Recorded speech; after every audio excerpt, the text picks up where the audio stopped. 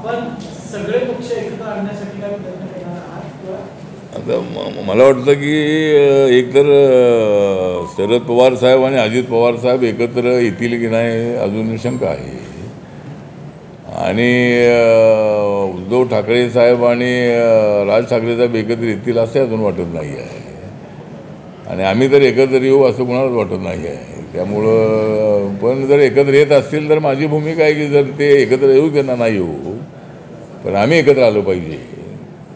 Republican पक्षाच्या नेत्यांनी एकत्र आलं पाहिजे आणि बाळासाहेब आंबेडकरांनी त्याचं नेतृत्व करावं. त्यांनी पक्षाचं अध्यक्ष बनावं.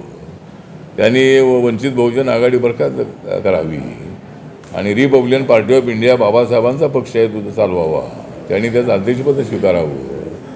त्यांच्या नेतृत्वाखाली काम करण्याची माझी तयारी आहे. सर्व गटांनी आपले गट बरखास्त करून प्रकाश आंबेडकरांच्या नेतृत्वाखाली सगळ्यांनी जर एकत्रितता येण्याचा निर्णय घेतला तर एक महाशक्ती आपली चांगली उभी राहू शकते.